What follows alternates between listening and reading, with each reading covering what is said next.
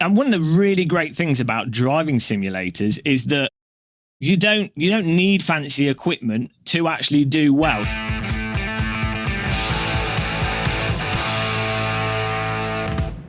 All right, listen up, you guys. What is the most important thing in your driving sim at home? Yes, the right chair, pedals, and steering wheel are important, but I'm talking about the wheelbase right now. There are a lot of good and expensive options out there, but Fanatec just changed the game with their newest announcement. But first, quick reminder for you guys to subscribe to our channel. And if you like what you see, make sure to also hit that like button. Fanatec surprised everyone when they announced the CSL DD, a direct-driven wheelbase for only 350 euros. But what even are direct-driven wheelbases, and what makes the CSL DD so special that you may want to talk about a hardware revolution? Let's take a closer look.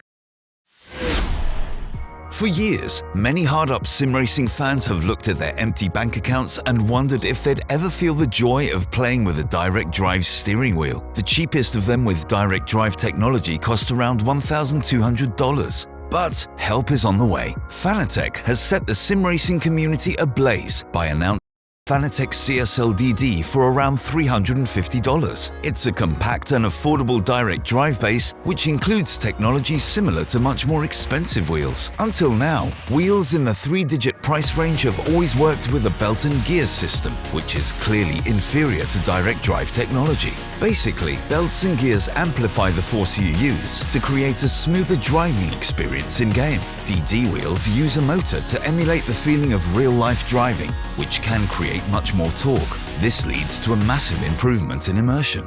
The CSL DD is surely a game changer, as other sim racing equipment companies like Thrustmaster and Logitech will have to find a way to rival Fanatec's great pricing. The CSL DD naturally comes without a wheel or pedals, which are necessary to go on track, but even with a little less hardware included, the technology on offer more than makes up for it. As the name suggests, the new direct drive wheel will work in conjunction with all Fanatec CSL hardware series, so if you already own a CSL Elite wheel, it's completely compatible. While the delivered torque of the new wheelbase is mediocre at only 5 Newton-meters, there will be the option to upgrade the power supply to increase the force. A table clamp will also be available, so you don't even have to own a rig to use Fanatec's newest creation.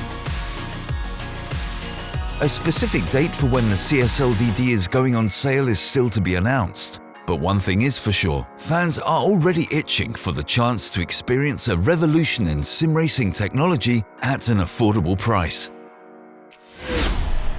Well, now that we established a baseline of knowledge, let's dive a little bit deeper with our lovely guest, GamerMuscle. Welcome to Nitro Nights again. Hi, thanks for having me on the show again. Really appreciate being invited. James, what's your opinion on belt-driven versus direct drive? Will it even be worth buying a belt-driven system after the release of the CSL DD? Well, so with the CSL DD coming in, I definitely think, you know, it does change things. You've got some great new technology in there, moving the technology from the DDs that are typically more expensive to the much cheaper wheels with the price they're looking at doing the CSL DD.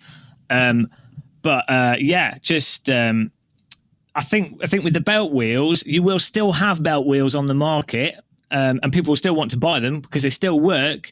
But it definitely is a big shake-up of things when you've got a DD wheel at the same price point as the belt-driven wheels. Yeah, that is somehow also what our community said, because we asked them if you need a direct drive wheelbase to be competitive in sim racing, and the majority said no. What is your take on that? Yeah, well, at the end of the day, and one of the really great things about driving simulators is that you don't need fancy equipment to actually do well. So you've got wheels like the classic going back in time, like the Logitech G25, and now it's a Logitech G923, that is relatively affordable, but perfectly fine to enter into the highest echelons of sim racing. So, you know, you can't buy yourself something that will turn you into a top pro sim racer. The whole thing with DD wheels and Nitro equipment is it just makes the experience more enjoyable, more immersive, and it might make it easier initially. But yeah, for your sort of top esports, highly competitive thing, it's like, well, if you've got a steering wheel that allows you to put input into the game, you're good to go, basically. Yeah. You can also get the boosted version with up to 8 Newton meters. How much Newton meters do you think are needed to get really, I mean, you pointed out a little bit too, but to get really the best experience, is there a number that you can tell us? Well, I mean, everyone knows you've got to turn everything up to 11. Higher is better. The larger the number, the better everything is. Everyone knows that.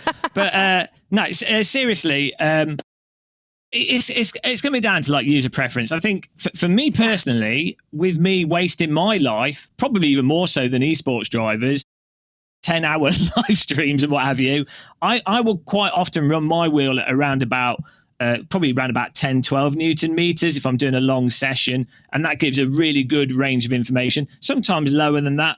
And sometimes I'll run it higher than that. Again, I can totally see, like, if I was just going to pop on a VR headset and I really just wanted an absolutely explosive, totally immersive race, like as raw as possible, I can see why you would want 20 plus Newton meters. And that's what you go for, 20, 30 Newton meters, you know, or I want to replicate an Indy car or an F2 car before they did power steering on them. I want to replicate that exactly like the real car. I can totally understand turn it up high.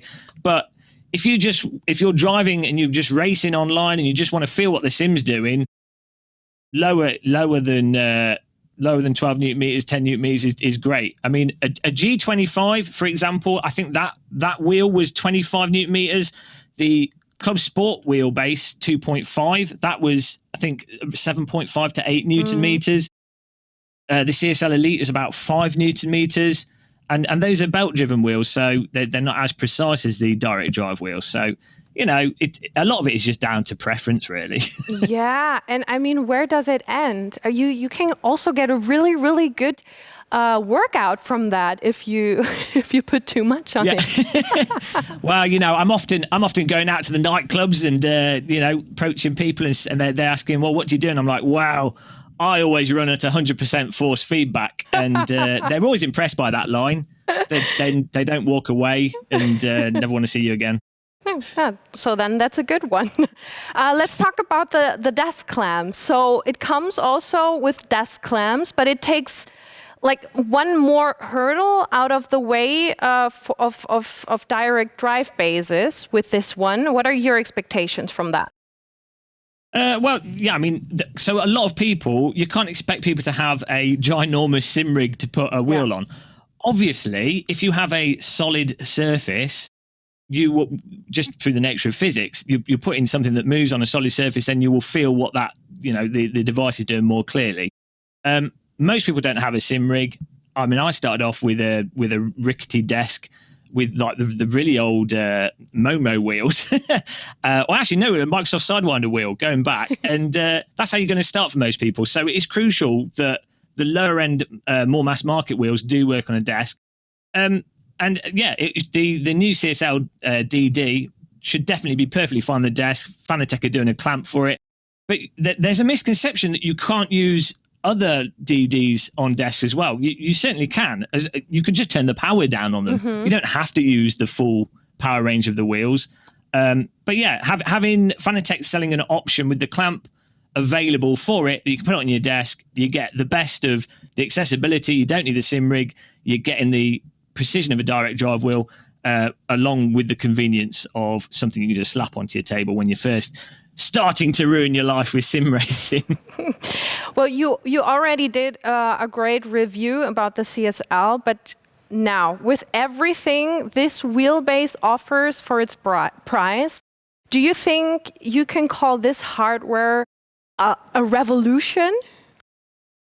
Yeah, no, I think so. This is the really exciting thing with the CSL DD. Whether or not you're a Fanatec fan or not, the fact that they moving away from the complexities of all the belt gubbins and all the stuff that's used to make smaller motors give good strength and have the rotational speed and the smoothness, getting rid of all that for a single motor that's directly attached to your wheel, direct drive, and then selling that at the price that you typically pay for the belt-driven wheels that are currently on the market, it really is a game changer. And I definitely think what's going to happen is Logitech, Thrustmaster, and even some of the other direct drive companies are going to have to respond to this, because it does change the marketplace, and it sets it as like, well, it'll be the expectation. People be like, well, hang on a minute, why am I paying the same price for a non-direct drive wheel? When people feel the benefits of the direct drive wheel, which is the smoothness,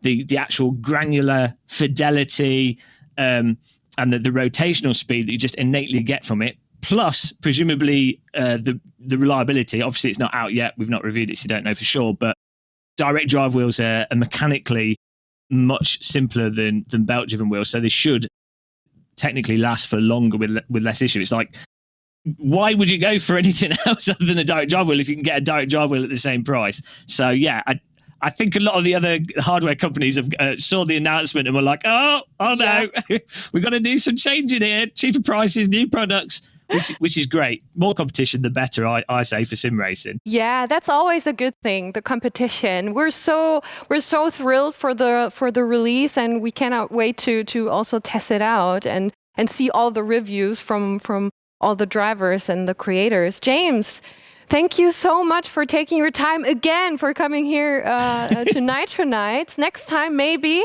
on our couch. If there's anything you want to share or say hi to somebody, go ahead. Oh, what can I share? You got to do the YouTuber thing of subscribe and like, subscribe and like. No, just really, really great to be on the show again. It's nice to visit Germany virtually, and I'm definitely 100% taking you up on your offer. I'm going to bring my tea bags and biscuits over to the studio in Berlin. We'll be there as soon as we can travel. Thank you. Thanks for the invitation. I'm taking you up on it. That's it already for today's Nitro Nights show. As always, I really hope you enjoyed watching. If you have any feedback, just let us know in the comments below. To stay up to date for the newest hardware releases and reviews, check out overtake.gg. We will be back in 2 weeks. Until then, stay safe and...